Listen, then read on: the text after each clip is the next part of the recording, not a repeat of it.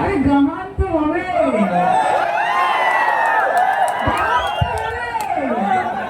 আর তার সাথে যদি দারু ভাইয়ের রেজাল্ট বেরোবে সেদিন ডান্স হবে এবং সেদিন এই মাটিতে সবুজ আবির খেলা হবে। একটা কথা, যে যতই নাড়ুক বিজেপি ও কংগ্রেস কলকাঠি, সাউথ করিমগঞ্জে পৌঁছে গেছে দিদির হাওয়াই চটি। सबका साथ, सबका विकास, सबका विश्वास, और इलेक्शन पड़े खुद का आशा, अंबानी अदानी का विकास, अमीरों का विकास, गरीबों का विनाश और पूरे देश और गणतंत्र का सर्वनाश। এটাই হচ্ছে ভারতীয় জনতা পার্টির একমাত্র মডেল। এক মুহূর্ত বিশ্বাস করবেন না, আরে আমরা একটা দেশে বাস করি যেটার পরিকাঠামো, যেটার মেরুদণ্ড হচ্ছে সেকুলারিজম। अरे तू हिंदू बनेगा ना मुसलमान बनेगा, हिंदू बनेगा ना मुसलमान बनेगा, इंसान की औलाद है इंसान बनेगा। क्या बात, उन्नयনের কথা নেই, দেশ জুড়ে কোনো স্কুল হলো তার কথা নেই, গোটা কলেজ হলো তার কথা নেই, গোটা বেকার যুবক চাকরি পেল তার কথা নেই, মা বোনেরা সুরক্ষিত আছে কিনা সেটা নিয়ে কোনো কথা নেই। শুধু হিন্দু মুসলমান, ইন্ডিয়া পাকিস্তান সবাই কবলিস্তান, আর কোনো কথা নেই।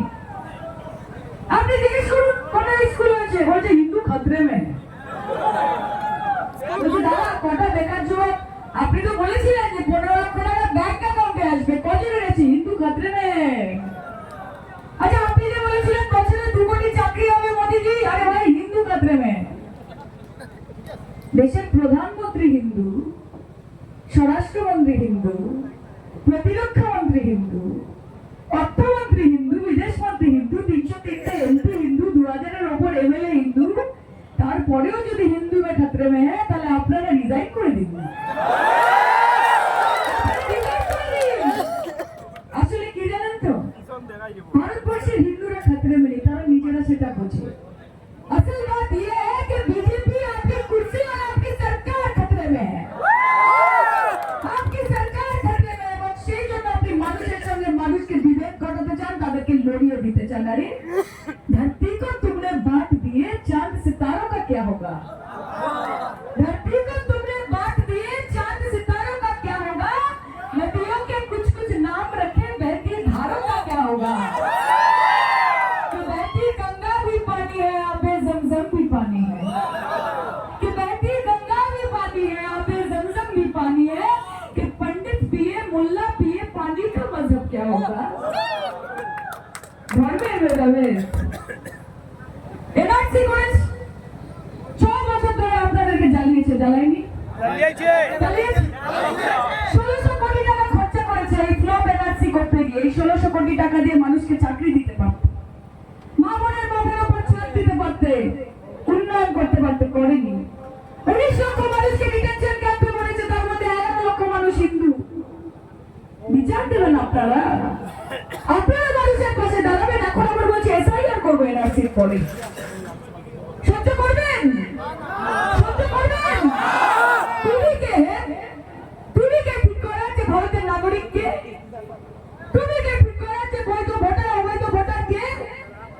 এতদিন আমরা দেখতাম যে দেশের মানুষ, দেশের জনগণ ঠিক করে যে সরকার কে হবে, আর এখন এই বিজেপির রাজত্বে, এই অপরাধ, এই বদমাইশ বিজেপির রাজত্বে আমরা দেখছি যে একটা দেশের সরকার নির্ধারণ করছে যে দেশের ভোটার কে হবে। লজ্জা, লজ্জা হওয়া উচিত তোমাদের।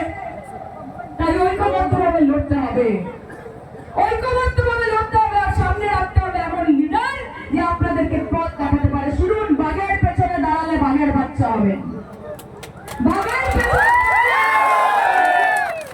পেছনে দাঁড়ালে বাঘের বাচ্চা হবে না, ডানার পেছনে দাঁড়ালে ডানার বাচ্চা হবে। মমতা ব্যানার্জি শুধু বাংলার সেননি নয়, আপনাদের আশীর্বাদ, দোয়া, আপনাদের প্রার্থনা সঙ্গে থাকলে আগামী দিনের প্রধানমন্ত্রীর নাম হচ্ছে মমতা বন্দ্যোপাধ্যায়। আর মমতা যদি প্রধানমন্ত্রী হন তাহলে আর কি বলবো আপনাকে আমি। দাদা মমতাদি কোথাও একা যায় না, যখন যায় সবাইকে সঙ্গে নিয়ে যায়।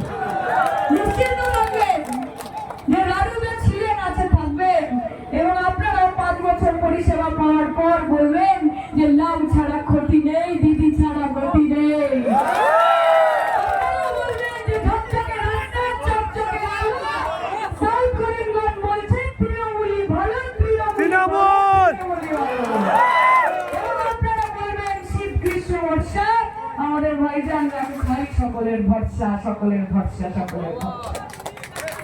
কাজে আমি আপনাদের বলি, ঘরের রাজনীতি করবো না, ঘরের রাজনীতি করবো না, আরে গান তো হবে। শোনো ভাই, আমি বাঙালি হিন্দু ঘরের মেয়ে। আমি যখন আমার কনস্টিটিউয়েন্সি যাদবপুর লোকসভা কেন্দ্রতে যাই, আমার শাখা পলা সিঁদুর পরা মায়েরা বসে থাকে। তারা বলে, ও দিদি অনেক বয়স হয়ে গেলে গান হবে নাকি? তাই বলি, মা কি গাইবো, মা কি গাইবো? আমার ওই শাখা পলা সিঁদুর পরা ঘন্টা দেওয়া মারা বলে,